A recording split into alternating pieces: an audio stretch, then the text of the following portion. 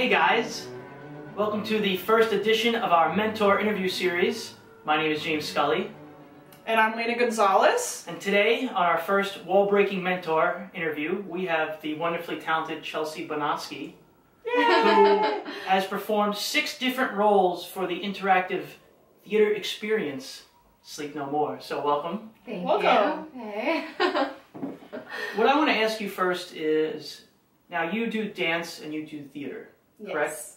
What are some of your earliest memories that got you attracted to these mediums in the first place? You know, be it TV shows, be it something you saw as a little kid. Take me back to, like, where is the inception of that? So I'd love to say that there was some like magical moment of like, oh, I need to do this, but there's not. When I was really little, I was really shy. Like, I would cling on to my mom's leg like anywhere she would walk, and I was just like, take me with you, take me with you. And so she put me in every activity she could find, like theater camp, gymnastics, painting, dance lessons. Nothing stuck but dance. Interesting. Oh. And then when I got to around like 9, 10, I was still going with dance, and she was kind of like, you know, if this is something that you really want to do and it seems like it's something that you really want to do, let's make that choice. And at around 9, 10, I went to a ballet training school. Okay. And from then on, it was just like normal childhood life in the morning to the afternoon, and then like career path at night from 10 till I graduated. So Wow. how many hours a day are you dancing at this point? At this point, when I'm a child? Yeah. Okay, so I went to an all-girls Catholic school. Oh. Upstate. Hey. But we had like kindergarten time. So we'd start school at like 7:50 and we'd get done at like 2:50.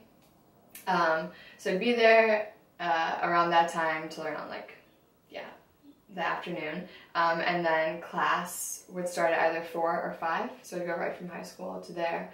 And then class would go till about 7, then we'd rehearse till around 10:30 or 11. That was Monday through Friday. Saturdays we'd be there from 9 a.m. to 10 p.m. Same with Sundays. And then as you moved up in the different levels of dance at the training school, it was, you would get like 1 day off. Wow. But that 1 day off slowly turned into like a day of rehearsals, especially around performance times. Yeah. And then in between there, we'd come to New York a lot to perform and compete and then go back. So it was just... Well, it shows you that balance. if you really want to do something seriously, you have to do it. Like, repeat it over and over and over again, so you have that confidence that you know you can do it. Yeah, for sure. Why do you remember, if you do, why were you shy when you were young? What was it about the world that was frightening to you as a little kid? Well, I have an older brother. Okay. And he always involved me in everything that he was doing, which is amazing. It's an older brother and a little sister. But I think I also fell definitely into that, well, like, my older brother will do it. And my older brother will say it, you know, and I could just, like, truck along and, like, do it, but I don't really have to make a presence for myself. I don't really have to do anything earth-shattering. I can just be. And I think that worked for a while. Right. And then my mom kind of saw what was going on. Yeah. And it was like, okay, like, she's got to be her own person. Exactly. Mm-hmm. And that's a really important skill to learn at a young age, because there's no guarantee that you'll ever figure that out. No, and there was no guarantee that, like, dance would have been the one I stuck with. Sure, yeah. Right, that's why you gotta try things. Yeah. Yeah. And because it was such an intense training school, you know, you'd come home, like, exhausted. You get home at, like, 11:30 at night as, like, you know, a 12-year-old, and you have to do your homework and then get up and go back to school in the morning. And I remember my mom constantly being like, if you are not happy, you can quit. Wow. If you do not like this, you can stop. Yeah. Like, So... just, and it was just like, no, I love it. I like it. Like, Wow. let's keep doing this. Let's keep doing this, you know? So what about dance really, like, drew you in and kind of, like, made you, or you felt so drawn to it that you wanted to commit? I think going back to when I was little and just not having to, like, say anything or do anything to really, like, make a presence, and going into that space, it wasn't a verbal communication, but I was still communicating something. Ah. And to me, that was less vulnerable. Right. Because people can totally cut you down with your words. Right. But if I'm using my body, if someone's teaching me how to use my body in a certain way to do that move or that step, and you know it has to look that way, it has to go that way. Right. Like, you might fail along the way, but when you get there, you know that it's right. Yeah, yeah. Whereas if you're putting yourself out there with language, like, you can stumble anytime. Yeah, right. So it felt safer for me to go into the studio and be myself in terms of movement. And then as I got older, it was like, oh, well, I can go in and be somebody else. Gotcha. You know, like, I get this role and I get to be that role is probably like in me somewhere. Absolutely. But I'm not gonna use it necessarily. But it's a space and a tool to be able to be that person without failure. Wow, that's really powerful. So it's almost in a way like getting to wear a mask. So you're losing your vulnerability that you might have as Chelsea because you're now someone else when you're there. So do you think that it translates so that when you get off the stage, the accomplishments that you have on the stage, then do they, make their way back into everyday life? Does it boost your confidence up in general if you're walking down the street because you're able to do this? It's weird because I would say no. Okay. I would say that it's easier for me to like go be someone and then come off stage and leave it. As I've gotten older, what I've gotten involved in more in terms of like theater, dance, and production, it's more clear to see that the roles that I tend to get or put myself into, they are in me somewhere, and so I'm putting those emotions that are inside of me into that role, and when I leave, I'm just completely exhausted. That makes sense, yeah. And other people might say like, oh, well, you're just as confident there on stage as you are in this part of your life and this part of your life, but I don't see it that way. Wow. Yeah. I see it as a total disconnect. Maybe it's easier for me to look at it that way. Yeah. Cool. Do you worry about becoming the part then? Is that why perhaps you disconnect? Like you say, these parts are in you, and you play 6 parts in Sleep No More. Yeah. Let's say the bald witch. Right. That's inside of you somewhere. Right. Do you worry that you won't be able to put it back in if you take it out and you keep it out? There are times like when I would be swinging the show that someone would be injured for a very long time. Like I've had to do even Sexy Witch for like a few months when someone got a concussion. And it's weird when you overthink the part, like when you think you have to make it what it should be or what the other person before you who played it was, like that's when it just isn't authentic at all. Exactly. It's not as organic. No, when you don't think about it and you just start doing it and you're in the show and you realize that like this is me. Like whoever gave me this role was like that's in her, right? Yeah. And after doing something like that for like 2 months like straight, like every single day, there are times where I would be like, oh God, it's just like so much me all the time, 24/7. But the good part of being a swing was that every once in a while you'd have that like, oh, well, can you go in and do this? And it was like, a fresh start, something new. Cool, yeah. And then the company I work with now, it's much more dance theater like a collaboration. So whatever we choose to do, I'm very much in it from the beginning, knowing how much I want to put in of myself. Right. And I've realized that post any show, whether I'm a role or a specific character or just movement for movement's sake, it does take a lot out of you. And I need like some time. Right, exactly. So after the show's over, like me time. You time. Yeah. So I'm just curious, why does it take so much out of you? Is there like a process that you get into to dive into that character and put yourself in the headspace, or what does that look like? Ooh.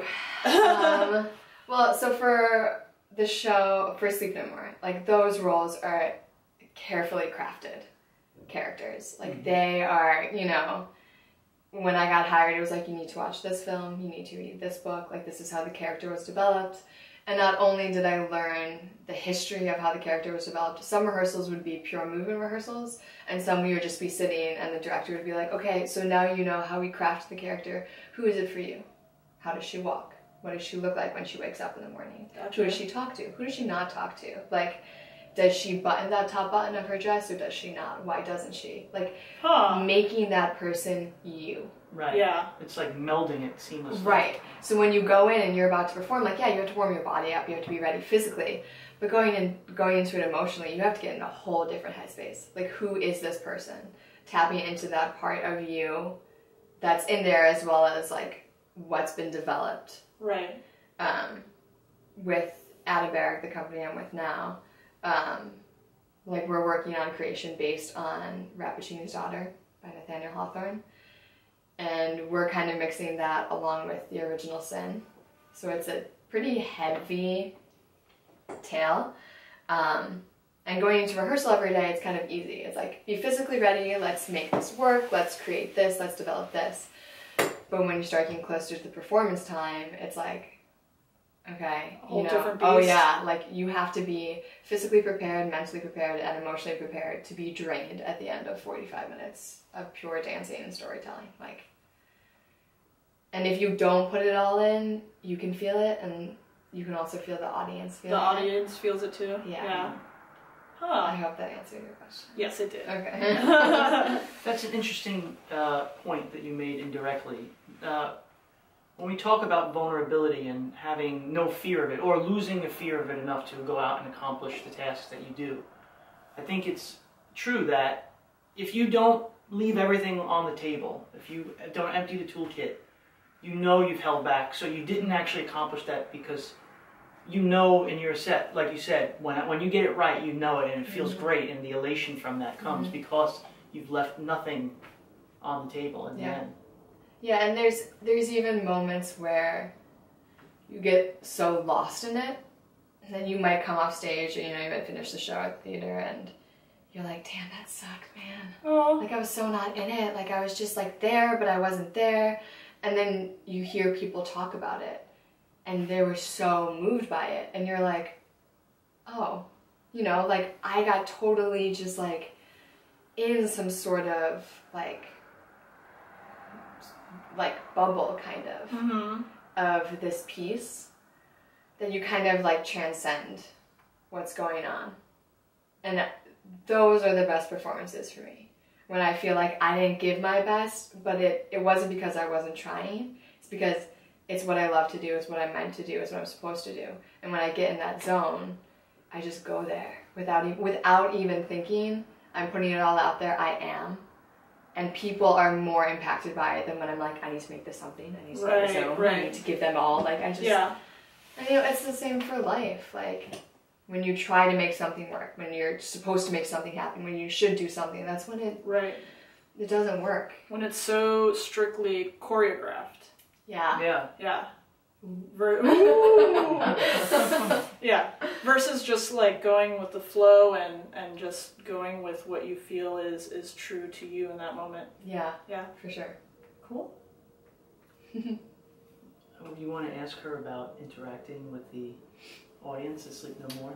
Yeah. So I think like Sleep No More is just like incredible, and every time I go there, I feel like I'm traveling into like another realm of reality. And sometimes when I'm in there, I actually think about the performers. And I mean, I already asked you, just like what I think about sometimes is just like what like headspace you're in, like what is your body feeling when you're like that character and that persona. Just because when I come into contact with like the dancers, it's just like, I don't know how to describe it. It's just, I mean, it's a very interesting beast. Yeah. The show and the space. And it's, as much as you want to get into it emotionally and just like invest yourself completely, how we were saying, like complete vulnerability, right? You also have to be extremely intellectual. Because you might be like pouring your heart out, like it might be a small space, but you might be like dancing your heart out, and you know like where there's a bed and a couch and a table and a chair. You're aware of those things. Yeah. You're pouring your heart out, but you're not aware of the person that might walk through that door. Right. Or might not notice you and might just walk right through your scene. Yeah. And you just have to be aware of that. You have to move around it and have it not faze you at all. Yeah. That's such a great life skill. That is a great life skill. It's just, and there's times where you feel like I'm completely invisible. Like I'm pouring my heart out, and you would much rather look at that book in that corner than watch me like give you everything. And then I'm like, but this is not for me. Yeah. Like, you're here for you. And, like, I'm living my life right here, and I'm doing my thing, and I'm about to leave the room. Mm-hmm. And you could stay here as long as you want. You could stay here for 3 hours and look at that book. You know, or you could choose to follow me. But it doesn't take anything away from me at all.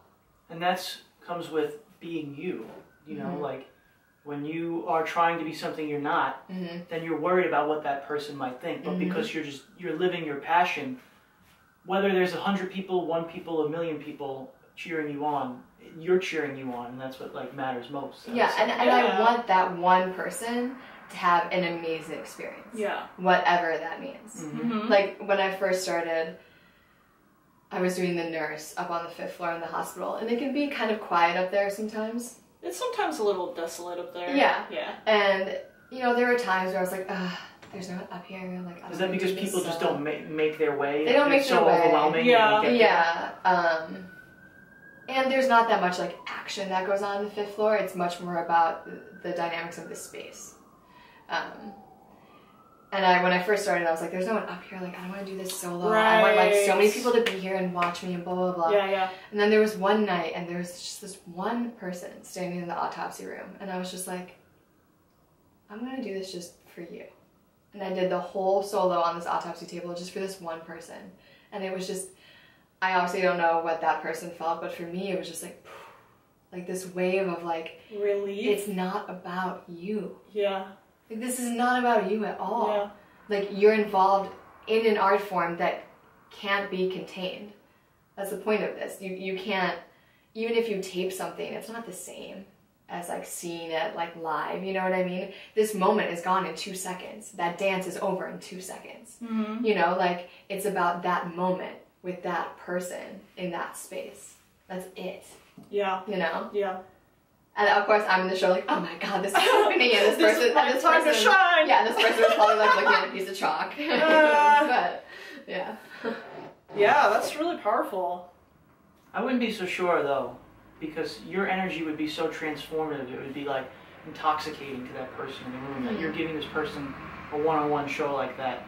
There's no way that they wouldn't feel the allure pulling them in of your performance there. So I wouldn't sell yourself short on that. You forget that, you know, like, we do 9 shows a week. So sometimes it becomes so normal to you that you forget sometimes, even when you have one-on-ones, like when you bring someone in a room and, you know, your character has a one-on-one with just an audience member. You forget that, like, I don't know this person. You're like, we've never met. And I'm about to, like, share something with you that's, like, really intimate and really special. And sometimes it becomes just so, like, and then I do this, and then I do that, and then we do this, and then we do that, that you forget that, like, this might be, like, normal to you, but it's making an impact in someone's life in some way. Yeah. And for the first time in my life, being able to say that, like, art does impact lives and have it, like, actually be in front of my eyes. You know, like, you say that all the time, like, art changes lives. Yeah, like, this is what but seeing it occur in real time? It's surreal. Yeah. And then just be like, that's right. Like, art does change lives. Yeah. Like, hell yeah. Like, yeah! Yeah. I don't know, I've been very blessed to be a part of the show. Cool. So, talk to us about any exciting upcoming projects that you might have. All right, so let's see. At the end of February, I'm performing with Adam Barrick. We're doing, I think I mentioned earlier, it's a take on Rappaccini's daughter in the original Sin. It's called Belladonna. And it's a 45-minute long evening length, just him and I. We have props, they're very cool. We have, like, a hydroponic fish tank that I starred in. I saw a trailer of it, and I'm, like, so excited! Yeah, it's fun. It was funny when I left Sleep No More. My mom was like, well, it's good now, Chelsea, you know, like, it was a heavy more show. lighthearted stuff. Yeah, and then I was like, well, in this next show, people still die. So that will be at the 92nd Street Y at the end of February. And then in March, with the company, we're going to be in Chicago for the whole month, studying the commission on a company out there, River North. And then in April, we'll be in Santa Barbara for about 5 to 6 days performing Belladonna. May, June, and July, we'll be in New York studying a piece on Larry Keigwin. And that'll be upstate as well as in Colorado. And then we'll be in Philadelphia with Ballet X for their summer program. And then in September, Adam, the director of the company, got clearance from Stephen Sondheim himself to reset Sweeney Todd as a dance musical. What? Yeah, so we have... That's awesome! Yeah, so we have a month in a theater in Santa Barbara, 40 hours a week in a theater, enough money to facilitate flying and paying like 5 other dancers out to California for a whole month, and resetting essentially like the first act of Sweeney Todd, and then bringing it back to New York with like hopes that it becomes something with more dance. Oh my gosh. That's kind of like exciting. the rough plan for the year. Yeah, you know, in between there, like making money where you can, because there's always ways to make money. But, you know, there won't always be these opportunities. Yeah. Talk to me then about what it's like to be able to drop yourself into a city that's not your own and basically raise the vibrations of the audience. They leave, these people that you may never see, you know, on a one-on-one level outside of this moment, they go back to their lives, and their lives have been altered in a positive way for it. And you're basically dropping yourself at different pinpoints in major cities or minor cities across the country and maybe the world at some point. And what you have, Dance in the World, all over the world. What is, when you talk about living your passion, and you know that you're doing this, how does that help you stay present? Like in the moment here, you know, I'm doing this at this moment. I can feel the audience's pull. You know, we talk about the audience leaving, and what do you leave with that? You're saying like if you know you're drained or, but as far as to me it would seem like you're drained because you can't get any higher at that moment in time. And I think staying present for me it's just a constant life struggle. Especially as artists, you know, it's always like, well, I want to do this project, it's amazing, and like devote everything to it, and that project might last like 2 weeks. You know, in New York, okay, after 2 weeks, like what are you going to do, and how are you going to make money, and if you're going to live? I'm just beyond blessed and lucky to be at this point where what I do for a living in terms of art and impacting lives is my living. But staying present in that is really hard. For me, personally. So uprooting and going from city to city works for me. I love being a gypsy. I love traveling around like that. Beyond art, I just think that I'm here to just inspire people in whatever way that is. Yeah. And if that means, you know, 4 weeks in Chicago with people that I may never see again, yeah, I want them to leave and go home and, you know, talk to their kids and their husbands and their wives about what they saw and how it changed them. I don't need to know about it. No. I just want to know that it's a possibility that they could be doing that. Yeah. But feeling completely drained at the end of that, like I'd much rather feel drained myself than be like, I feel great. That was awesome. You know what I mean? Yeah, like, absolutely. Then what's the point of the performing arts? What's the point of living if it's not like to the end of that candle? Yeah. Yeah. And to me, it's not a drained, at least this is how I would feel. And it's not a depressed drained. It's like a laughingly sighing like to yourself drain. Oh yeah, I mean it's like a life orgasm. Yeah, like you get off stage, you know, or you're in the dressing room, and you get back to your apartment, and you're like, that was so awesome. Oh God, I'm so tired. You know, but like, it's not like a depressive, like, oh, I put everything out there, I can't go on with life. No, it's this weird, like, high of, like, I put everything out there, like, let's get yourself back to here. Yeah. And then let's do it again tomorrow. Yeah, absolutely. Why not? Yeah. For somebody who says they struggle staying present, that's a pretty present. That is very present. Alright, maybe I can, like, check that off my list of things. I've recently learned from someone that you have to be gentle with yourself. And that's a good way to stay present. That someone was me. Okay. Just saying. Yeah. Someone, Margie Gillis is this, like, okay, I don't know if you're religious at all, but you know, some people are like, whatever power you have, like, just have an image of whoever he or she is or whatever. That's Margie Gillis to me. I'm like, she's like my higher power. She's this brilliant performance artist from Montreal. Just like the prime example of like gives everything, but knows how to be gentle with herself. And in the process has lived and continues to live this phenomenal, just like artistically filled, passionate life. Like just, I don't know how she did it, but love to go like that. Yeah. And she was in town last week, and she came to a rehearsal I had with Adam. And like, did you know that she was gonna come? Well, she's kind of been mentoring Adam a bit on this project, but he didn't tell me until that day that like she might show up, and I was like, ah! Okay, keep it together. Just take us to the rehearsal. You're fine. You're fine. You know. And after rehearsal, she said something. I was like, bye, Marty, you know, like, stay warm. And she just, like, stopped, and she was like, stay warm. You know what? Like, that's amazing. Keep your heart warm. Keep yourself warm. Stay warm. And I was just like, oh. You know, but, like, those little things, like, you're right. Yeah. Like, you power through and power through and power through, and at some point, like, everything comes from here as an artist. Like, how are you not keeping your own heart warm? Yeah. Exactly, yeah. And I was just like, oh, I got more ideas. Oh my god, I'm not gonna freak out right now. Yeah. Yeah. Cool, thanks. You too. Yeah, keep your heart warm. Yeah. Cool.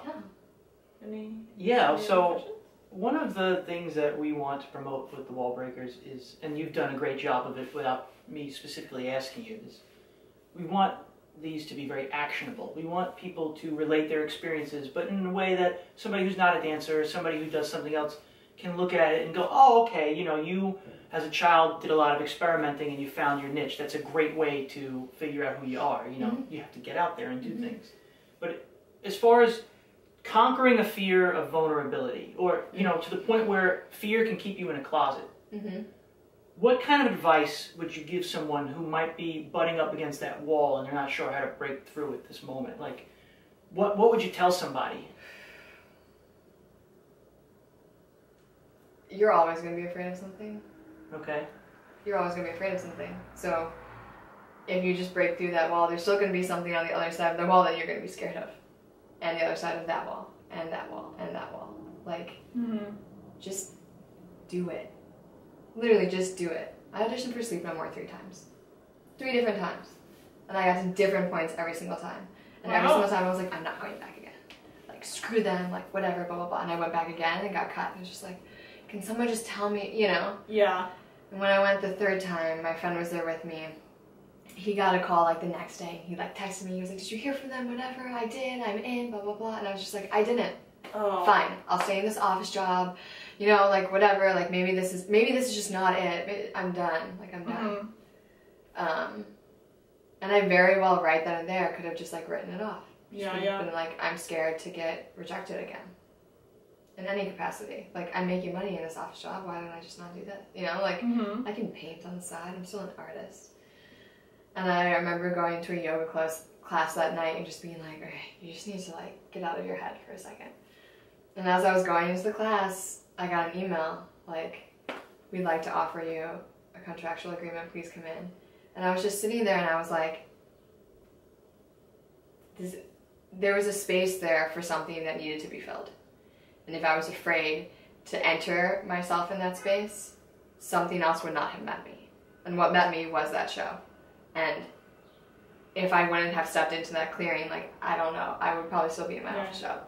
So it's about, like, creating the space for it to appear? Yeah, I'm a firm believer of, kind of like we were saying earlier, when you try to make things happen and make things fit, they more often than not don't fit and they don't work out. So if you kind of decide what you want and where you want to go in your life, like, if you're trying to make things just fit in your life, then, and they're not working, like, can you imagine what would be able to fit in your life if you just, like, clear that space of those things that you want to make? No, but you were saying about, like, staying present. Yeah, you know, recently I got a bit of advice that somebody told me that if I continued to think about the past at all, you'd never build a future because you'd always be living in it. Yeah. Yeah. It's like, you know, those quotes that you always read when you're younger. And you're like, oh, yes, my dreams, past and present. And then you get to a point in your life where you're like, I'm not even, living in this moment, because what I'm putting in that space that's there is things that happened yesterday or last week or 5 years ago. Yeah, exactly. Like, I'm actually really living in the past because I'm putting it in my present. Like, Gotta cut those cords. Gotta cut those cords. Leave it there, man. Yeah, exactly. I've definitely noticed that with like relationships too, or like, for example, I've gone on a couple dates and I've noticed that this person, the way they treat me is in relation to how they treated someone in the past. Mm-hmm. So it's like, in a way, they're like robbing this potential situation in the present by living in that past relationship. It's interesting. I mean, getting into relationships with other people, whether they're just like platonic or intimate relationships, going in as a baseline of just you and actually listening to what someone has to say and like engaging with them and not your idea of them. Exactly. Yeah. Intentions with no expectations. Yeah. Shout out to Edward. Edward, if you're listening, thanks, buddy. Edward, but hey. And like, that's half the reason why relationships are so much work, because like, you get, at least this is just my opinion, you get into a relationship with not only that person, but their ex-person. Yeah. And you kind of have to be like, okay, where are you? Yeah. Where are you? And while you're doing that, like, you're realizing, okay, like, this is me. This is, while I'm stripping off of him or her, like, their last person, I'm also getting rid of mine. Yeah. But if that other person isn't willing to like shed that shell, like there's no they're dating you or going on a date with you, like the idea of you. Right. Yeah. Or not even the idea of you, the idea of that position and title. You know, like it's not even really you. And I mean, talk about vulnerability. Like, you know, what if you start going out and meeting someone, like, what if you were like, I am open, I am ready, let's do this. I have a clearing, I want you in it. And they're just like, no. That's scary. Like, that's scary. Fear, that's vulnerability. It is. But if you don't just do it, you'll never know. Exactly, yeah. But I think if you're living in the present and you're comfortable with who you are, you can start to see the other perspectives. It's almost like a form of being telekinetic in that regard.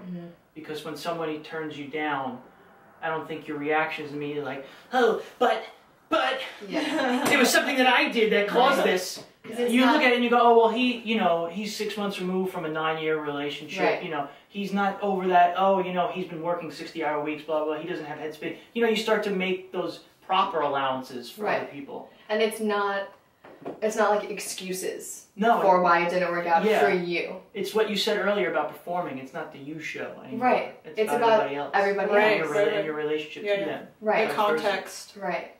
Be like water. Maybe Bruce Lee, hey! And maybe that's what it is when you said, like, staying present. I think more so in terms of art has always been like my safe space. It's easier for me to stay present in my art space. Art can't dump you. Art can't break up with you. You know what I mean? Art will never leave me until I'm old and dying. You know what I mean? But staying present in a relationship, like, all of those vulnerabilities are so there and so present. And it's much easier for me to be like, oh, well, it didn't work out. What's wrong with me? What's wrong with me? Yeah. You know? In that space. And then be able to go into, like, the studio and be like this powerhouse. Like, why are they different? They're not. I'm the same person. It's how I view that other person. And it's how he views me. Yeah. That makes the difference. And I think also finding your passions for a career, because we have to work, like you're saying, in life. My main goal in life, what I do, is that I don't want to work. I just want to live. And that's just a part of who I am, So to me, that's by being honest and having your best intentions always, then you can just be you, and then everything will develop like it's supposed to. Sometimes I wonder, like, do normal people, like non-artists, like, think like us? Do you know what I mean? I wonder about that too. I'm like, do you really enjoy that really boring? I know. I'm like, can't we all just live? Job? Like, wouldn't it be amazing? Your really exciting office job. That makes so much money. Yeah, we are not judging you at all. No judgments. No, but you know what I mean? Like, if everyone could just be like, I just want to live. Yeah. Like, maybe it might make going to that office job easier because it's just like, this is letting me live. Because guess what? I'm taking a 2-week vacation. You know what I mean? But so many people just work and work and work to maybe someday possibly take that 2-week vacation. Yeah, right. Yeah. They don't realize that they've just given their whole life away. You know? Like, yeah. And I truly believe that everyone has like a gift, you know? And in a way, if you're not exploiting or cultivating or understanding it, it's like you're almost, I don't know, this is maybe very one-sided, but I feel like you're just not living a full and like rich, impactful life. Not only for yourself, but like for everyone at large. Yeah. You're being a zombie. Yeah. Like, zombies eat people. Can you imagine they if, do like, eat people. This is true. Can you imagine if like every person just decided to live their life, how many more people they would impact? Yeah. And they would impact, and like, it's crazy. I think that's like the Garden of Eden. It's crazy. Yeah. And like, we could live in it. Yeah. We totally could. All we have to do is be honest. Yeah. Like, when I actually realized that, like, I think my gift, or so you'd say, or like my purpose to be here outside of art, or maybe it's through art, is just to inspire others in whatever way possible. Whether it's having a conversation with the guy at Whole Foods who's like my cashier and has like, you know, like an awesome smile, like that's something that's inspiring. You know, when you realize like truly and authentically why you're here, I feel like that will make your clearing. Exactly. Absolutely. Absolutely. Do you have anything that you want to plug? Yeah, anything you want to close with? Come see Belladonna. 92nd Street Y? 92nd Street Y is the end of February, the 20th through the 22nd. How can people get tickets? You can go to 92ndstreety.com. You can go to adambarrick.com. Yeah, and see everything else we have coming up. I mean, besides that, this was like an amazing way to spend my afternoon. I would like do this every week. You should like do this every week. We should. It's a group therapy session. Yeah, it's just like a nice little, like, I'm a fan. Cool. Awesome. Yeah. Would you like to close? Or I can close? You close. So this has been the first installment of our Mentor series. This will be February 2015 with Chelsea Bonosky. I want to thank Chelsea for being so incredibly open and honest about your own fears and your struggles and your successes in life. I hope that people who have been watching or listening can relate to them. And if you have any questions or comments that we could direct to Chelsea, perhaps, you know, email Lena or myself at hello@thewallbreakers.com. And we'll catch you on the flip side. Bye. Cool. Yeah. Dude, that was like so much fun. Yeah. Let's do it again. Let's talk about something else. Yeah, let's do it. Welcome to the new WallBreakers.